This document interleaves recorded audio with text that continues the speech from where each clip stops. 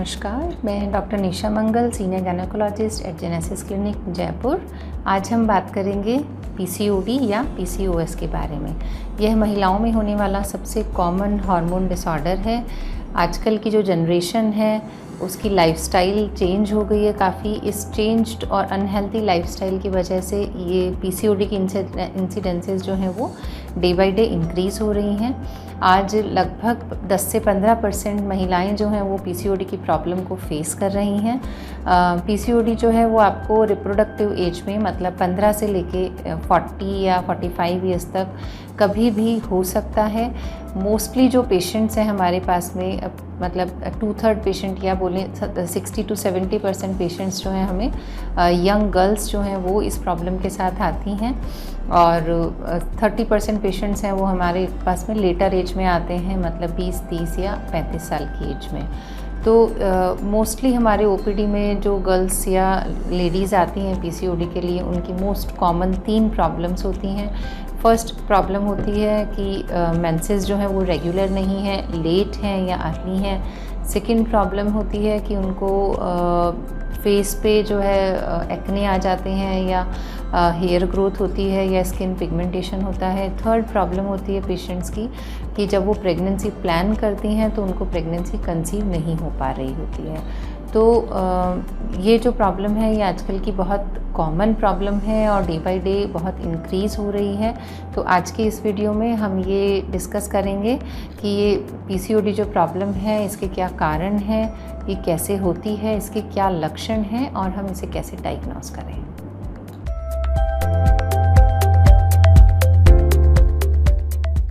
तो सबसे पहले हम बात करेंगे पीसीओडी के कारण के बारे में। देखिए जो पीसीओडी होता है ये एक मल्टी फैक्टोरियल डिजीज़ होती है। मल्टी फैक्टोरियल का मतलब है कि इस डिजीज़ का कोई एक कारण नहीं है। इस डिजीज़ के होने के बहुत सारे कंट्रीब्यूटिंग फैक्टर्स होते हैं। इसमें 3 कॉमन कंट्रीब्यूटिंग फैक्टर्स हैं। उसमें फर्स्ट होता है जेनेटिक कारण, सेकेंड होता है एनवायरमेंटल कारण और थर्ड होता है हमारा लाइफस्टाइल प्रॉब्लम्स। तो जेनेटिक कारण जो हैं वो आते हैं लगभग 20 से 30% महिलाएं जो हैं उनमें जेनेटिक कारण पाया जाता है। जेनेटिक में होता है कि पेशेंट को या तो मदर में या सिस्टर में या ग्रैंड पेरेंट्स में किसी को भी फैमिली हिस्ट्री होती है, इसी तरीके से लेट साइकिल्स की या लेट कंसेप्शन की। सेकंड आता है एनवायरमेंटल कॉजेज़। एनवायरमेंटल कॉजेज़ में जो है हमारे बहुत सारे केमिकल्स हैं, पॉल्यूशंस हैं, जैसे पेस्टिसाइड्स यूज़ हो रहे हैं, जो प्रिजर्वेटिव्स हमारे फूड में यूज़ हो रहे हैं। इसके अलावा बहुत सारे हैवी मेटल्स होते हैं जैसे कैडमियम, आर्सेनिक, लेड, ये सारे के सारे हमारे ओवरी, थायराइड, बहुत सारी जो एक्टिव ग्लैंड्स हैं उसको अफेक्ट करते हैं। इसके अलावा एक बहुत कॉमनली यूज़ मटेरियल होता है बीपीए, बिस्फेनॉल ए। इसको हम लोग प्लास्टिक में या फिर फूड पैकेजिंग या फूड कैंस बनाने में काम में लेते हैं। तो ये भी बहुत ज़्यादा इसका एसोसिएशन देखा जाता है पीसीओडी के साथ में। तो ये सारे एनवायरमेंटल फैक्टर्स जो हैं ये भी एक बड़ा कारण बनते हैं पीसीओडी इंक्रीज़ होने का। थर्ड रीज़न आता है लाइफस्टाइल। देखिए जो लाइफस्टाइल आजकल यंगस्टर्स की होती है, जैसे जो फूड हैबिट्स हैं, जंक फूड है, फ्रोज़न फूड है, इनका ट्रेंड बहुत इंक्रीज़ हो गया है। जंक फूड, फ्रोज़न फूड लें या जो पैकेज फूड लें, तीनों की न्यूट्रिटिव वैल्यू एक्चुअल में बहुत कम होती है। इनमें फ़ैट या कार्बोहाइड्रेट्स बहुत ज़्यादा अमाउंट में होती है। तो ये जो इम्बैलेंस हो जाता है हमारा बॉडी के अंदर, ये बेसिक कारण बनता है हमारा पीसीओडी होने का। इसके अलावा जो स्मोकिंग है, कैफ़ीन का यूज़ इंक्रीज़ हो गया है, ये पीसीओडी के साथ एसोसिएटेड होते हैं।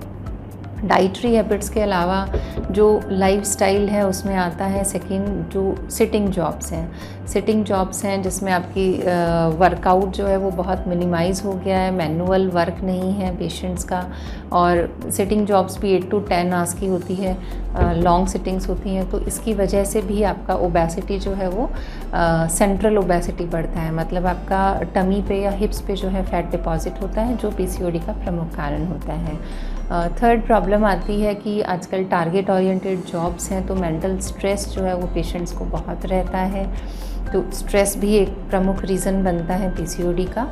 और एक और भी एक कारण होता है स्लीप पैटर्न, जो कि हम बहुत नेग्लेक्ट करते हैं। देखिए, एक ह्यूमन बॉडी है, उसके लिए नाइट स्लीप जो होती है वो बहुत इम्पॉर्टेंट होती है, क्योंकि जो हमारी बायोलॉजिकल क्लॉक है वो इस तरीके से सेट है कि हमें एटलीस्ट 6 to 8 आवर्स का नाइट स्लीप जो है वो इम्पॉर्टेंट है। बट आजकल कई बार जॉब की वजह से, कई बार स्ट्रेस की वजह से या हैबिट्स की वजह से जो है नाइट में हम लोग ज़्यादा जागते हैं और मॉर्निंग आवर्स में जो है स्लीपिंग पैटर्न चेंज हो जाता है, मॉर्निंग आवर्स में हम लोग लेट जागते हैं। तो इन सभी वजह से, एनवायरमेंटल हो या जेनेटिक हो या लाइफस्टाइल चेंजेस हो, इन सभी कारणों की वजह से जो हार्मोन इम्बैलेंस होता है वो हमारे ओवरी को अफेक्ट करता है और हमारे मेंस्ट्रुअल साइकिल पे अफेक्ट डालता है। तो ये कैसे अफेक्ट करता है और हमारे हार्मोन्स कैसे डिस्टर्ब्ड होते हैं, इसको जानने के लिए सबसे पहले हम जानेंगे कि हमारे नॉर्मल मेंस्ट्रुअल साइकिल, मतलब हमारी नॉर्मल माहवारी चक्र है, उसमें क्या होता है।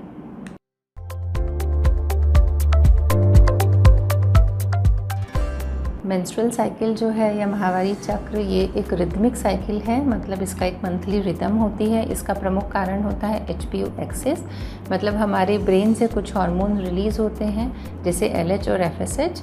इन हार्मोन्स के इफ़ेक्ट में हमारा जो ओवरी है वो, उसमें एक एग का फॉर्मेशन होता है। ये जो एग है इनिशियल में धीरे धीरे साइज़ में बढ़ना स्टार्ट होता है। जब ये फॉलिकल बढ़ता है उस टाइम पे एक हार्मोन, ईस्ट्रोजन हार्मोन रिलीज़ करता है। 13वें या 14वें दिन जो है LH हार्मोन के प्रभाव में ये अंडा जो है ओवरी से रिलीज़ होता है, जिस रिलीज़ होने को हम ओव्यूलेशन कहते हैं।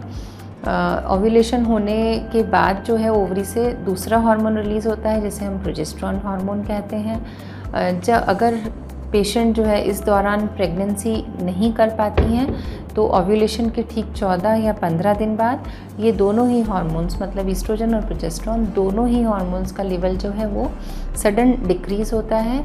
जब ये हार्मोन का लेवल सडन डिक्रीज़ होता है तो जो हमारे बच्चेदानी की लाइनिंग है, जिसे हम एंडोमेट्रियम कहते हैं, वो अपने आप को सस्टेन नहीं कर पाता है, मतलब वो एंडोमेट्रियम जो है वो ठहर नहीं पाती है और उसकी शेडिंग स्टार्ट हो जाती है, जिसे हम कहते हैं मेंस्ट्रुएशन। तो नॉर्मल मेंस्ट्रुअल साइकिल के लिए LH FSH का होना और उनके रेशो का बिल्कुल बराबर होना, साथ ही ईस्ट्रोजन और प्रोजेस्टेरोन का जो कॉम्बिनेशन है और जो रिदम है वो बहुत इम्पोर्टेंट। नॉर्मल मेंस्ट्रुअल साइकिल समझने के बाद अब हम ये समझेंगे कि PCOD में क्या होता है। देखिए, PCOD के अंदर जो हमारे 3 कारण हैं प्रमुख, मतलब जेनेटिक कारण है, एनवायरमेंटल कारण है और लाइफस्टाइल चेंजेस हैं। इन तीनों कारण की वजह से बॉडी के अंदर 3 मेन हार्मोन्स में इम्बैलेंस होता है। सबसे इम्पॉर्टेंट होता है LH हार्मोन। इस LH हार्मोन का लेवल बहुत हाई हो जाता है। सेकेंड आता है इंसुलिन रेजिस्टेंस और थर्ड आता है मेल हार्मोन्स हाई होना, मतलब एंड्रोजन लेवल्स का हाई होना। तो सबसे पहले हम बात करेंगे हाई LH लेवल की। जो LH हार्मोन होता है ये हमारा, अभी हमने देखा था कि ये हमारी ओवरी में एक फॉलिकल का बनना और उसका ओव्यूलेशन होना, ये इन दोनों में हेल्प करता है। तो जब LH का लेवल बहुत हाई हो जाता है तो ये ओवरी के अंदर कोई भी एक फॉलिकल या कोई भी एक अंडा जो है वो प्रॉपर बन नहीं पाता और ओवरी में बहुत सारे छोटे छोटे फॉलिकल्स इकट्ठे हो जाते हैं। कोई भी अंडा जो है वो मैच्योर होके रप्चर नहीं होता, रिलीज़ नहीं होता। इस वजह से ओवरी का साइज़ है वो धीरे धीरे इंक्रीज़ होना स्टार्ट हो जाता है और क्योंकि सारे फॉलिकल्स ओवरी की सतह के नीचे जमा होने लगते हैं तो ओवरी की सतह जो है वो थिक हो जाती है। तो इन सभी वजह से जो है पेशेंट के अंदर ओव्यूलेशन नहीं हो रहा, तो पेशेंट को मेंसेस जो है मंथली नहीं आते हैं। सेकेंड प्रॉब्लम होती है इंसुलिन रेजिस्टेंस की। देखिए, इंसुलिन एक हार्मोन है जो हमारे पैनक्रियास से रिलीज़ होता है और ये हमारी ब्लड में ग्लूकोज के लेवल को कंट्रोल करता है। इंसुलिन रेजिस्टेंस का मतलब है कि इंसुलिन हार्मोन तो पर्याप्त मात्रा में है लेकिन हमारी बॉडी का रिस्पॉन्स उसके लिए डिक्रीज़ हो गया, हमारी सेल्स जो उसके लिए रेजिस्टेंट हो गई हैं। तो इसके कारण जो है हमारे ब्लड के अंदर शुगर लेवल्स इंक्रीज़ होने लगते हैं। इस हाई शुगर लेवल को जो है बॉडी रेजिस्ट करती है और बॉडी इसके रिस्पॉन्स में और इंसुलिन पैनक्रियास से और इंसुलिन पैदा करवाती है। इस वजह से जो है इन पेशेंट्स में ग्लूकोज का लेवल भी थोड़ा हाई होता है और इंसुलिन लेवल भी बहुत हाई मिलता है। हाई इंसुलिन लेवल जो है वो पीसीओडी में बहुत मेन कंट्रीब्यूशन करता है। हाई इंसुलिन लेवल की वजह से पेशेंट को जो है बहुत सारे पिगमेंटेशन आते हैं, स्किन पिगमेंटेशन और स्किन टैग्स डेवलप हो जाते हैं, जैसे कि नेक पे या फेस पे डार्क स्किन हो जाना। सेकेंड प्रॉब्लम आती है कि जो हाई इंसुलिन रेजिस्टेंस होती है उसकी वजह से मेल हार्मोन जो है वो रिलीज़ होते हैं, तो एंड्रोजन लेवल्स बढ़ जाते हैं। थर्ड प्रॉब्लम होती है कि इंसुलिन रेजिस्टेंस की वजह से जो एग फॉर्मेशन है उसमें भी प्रॉब्लम आती है, तो ये फॉलिकल का बनना और ओव्यूलेशन का होना दोनों में प्रॉब्लम करता है। थर्ड चेंज जो है पीसीओडी में वो ये आता है कि मेल हार्मोन्स इंक्रीज़ हो जाते हैं। तो देखिए एलएच लेवल हाई होने से भी और इंसुलिन रेजिस्टेंस से भी, इन दोनों की वजह से ही मेल हार्मोन हाई होते हैं। और हाई मेल हार्मोन्स की वजह से पेशेंट्स को जो सिम्टम आते हैं, जैसे कि फेस पे या चिन पे हेयर आना, एक्ने आना, या स्किन के जो बाल हैं वो बहुत थिक हो जाते हैं। तो ये तीनों चीज़ें हैं, ये तीनों हार्मोन्स हैं जो कि पीसीओडी का मेन कारण होते हैं।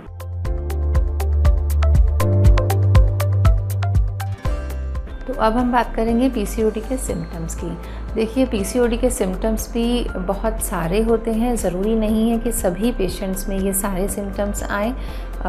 मोस्टली जो है सिम्टम्स डिपेंड करते हैं कि आप किस एज पे पीसीओडी आपको स्टार्ट हुआ है, और दूसरा आपकी जो पीसीओडी की सीवियरिटी है वो कितनी है, माइल्ड, मॉडरेट या सीवियर। तो पीसीओडी के जो कॉमन सिम्टम्स हैं वो होते हैं menstrual irregularity, skin problems, infertility means conceive नहीं कर पाते हैं, और फोर्थ होता है ओबेसिटी या वेट गेन। सबसे पहले हम बात करेंगे मेंस्ट्रुअल डिस्टर्बेंस की। तो जो पेशेंट्स हैं उनको बहुत लेट और इरेगुलर साइकिल्स होते हैं। पेशेंट्स को 2 या 3 मंथ में भी पीरियड्स नहीं आते हैं, और कुछ पेशेंट्स को तो केवल मेडिसिन के साथ ही मेंसेस आ पाते हैं। सेकेंड होता है कि मेंसेस रेगुलर तो हैं लेकिन उसमें ब्लड फ्लो रिड्यूस हो जाता है। कुछ पेशेंट्स में जो है बहुत हैवी और फ्रीक्वेंट मेंसेस भी आ सकते हैं। सेकेंड पेशेंट को प्रॉब्लम होती है स्किन प्रॉब्लम्स। स्किन प्रॉब्लम्स में पेशेंट को फेशियल हेयर इंक्रीज़ होने लग जाते हैं, चिन पे या चेस्ट पे हेयर अपीयरेंस हो जाती है, और जो हेड हेयर हैं उसमें काफ़ी ज़्यादा वो झड़ने लग जाते हैं या हेयर फॉल स्टार्ट हो जाता है। इसके अलावा जो स्किन पिगमेंटेशन है वो हो जाता है, मतलब आपके पेशेंट के नेक पे या फोरहेड पे या चीक्स पे जो है डार्क स्किन जो है वो अपीयर होने लग जाती है, और स्किन थिकनिंग भी हो जाती है। थर्ड प्रॉब्लम आती है पेशेंट को इनफर्टिलिटी की। देखिए जब पीसीओडी में जो एग है वो टाइम से नहीं बन पाता और ओव्यूलेशन नहीं हो पाता, तो इन पेशेंट्स को प्रेगनेंसी भी कंसीव करने में प्रॉब्लम होती है। फोर्थ प्रॉब्लम आती है वेट गेन की। जो हार्मोन इम्बैलेंस हो रहा है जिसकी वजह से टाइमली एग नहीं बन रहा है, और जो इंसुलिन रेजिस्टेंस हो रही है उसकी वजह से हमारे ग्लूकोज मेटाबॉलिज्म प्रॉपर नहीं हो पाता है। तो ये दोनों ही फैक्टर्स की वजह से पेशेंट को वेट गेन की टेंडेंसी होती है, और ये वेट गेन जो होता है थोड़ा रेजिस्टेंट होता है। मीन्स पेशेंट वर्कआउट तो अच्छा करता है लेकिन जितने रिज़ल्ट वो एक्सपेक्ट करता है उतने रिज़ल्ट नहीं मिल पाते हैं। इसके अलावा भी पीसीओडी पेशेंट्स में एक बहुत कॉमन प्रॉब्लम देखी जाती है, वो होती है साइकोलॉजिकल प्रॉब्लम। इन पेशेंट्स को इतना ज़्यादा हार्मोन डिस्टर्बेंस होता है, साइकिल्स इरेगुलर होते हैं, स्किन प्रॉब्लम्स होती हैं, तो ये पेशेंट्स काफ़ी ज़्यादा एंजाइटी और डिप्रेसिव फील करते हैं। तो ये सारे सिम्टम्स हैं पीसीओडी के, और अगर हम इसे टाइमली डायग्नोस नहीं करते हैं और हम डायग्नोसिस में लेट करते हैं तो पेशेंट को जो इसके लेटर ऑन कॉम्प्लिकेशंस हैं उनका भी सामना करना पड़ता है। लेटर ऑन कॉम्प्लिकेशंस में जो है पेशेंट को ब्लड शुगर लेवल्स बहुत हाई हो जाता है, तो पेशेंट को टाइप 2 डायबिटीज़ होने का रिस्क रहता है। पेशेंट्स के क्योंकि लिपिड प्रोफाइल ऑल्टर होता है तो पेशेंट को लेटर ऑन हाइपरटेंशन और हार्ट डिजीज़ हो जाती है। थर्ड प्रॉब्लम जो पेशेंट्स को होती है वो ये होती है कि इनको ओबेसिटी या वेट गेन बहुत ज़्यादा हो जाता है, और जितनी भी ओबेसिटी रिलेटेड प्रॉब्लम्स हैं वो पेशेंट को फेस करनी पड़ती हैं।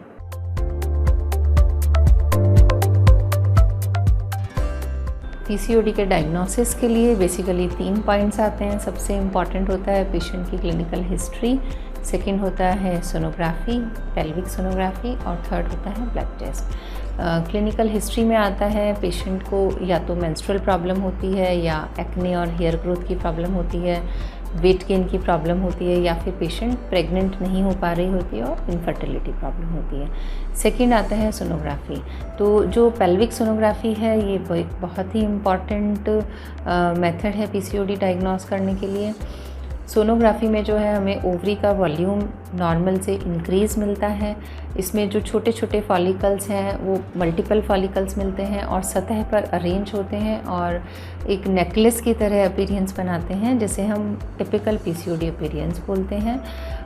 और एक जो होता है कि इसकी सतह जो स्ट्रोमा है वो थिक हो जाता है, वो भी हमें सोनोग्राफी में क्लियर कट दिख जाता है। थर्ड चीज़ आती है ब्लड टेस्ट। तो नॉर्मली हम लोग जो हार्मोन टेस्टिंग कराते हैं वो होता है LH और FSH हार्मोन। इसके अलावा क्योंकि थायराइड और प्रोलैक्टिन हार्मोन भी बहुत बार पीसीओडी में डिरेंज मिलते हैं, तो ये भी हम टेस्टिंग्स कराते हैं। और एक जो है हम लोग इंसुलिन हार्मोन की टेस्टिंग कराते हैं और मेल हार्मोन्स की टेस्टिंग कराते हैं। तो नॉर्मली ये जो सारे रूटीन टेस्ट हैं, इनसे हम पीसीओडी को बहुत ईजीली डायग्नोस कर सकते हैं।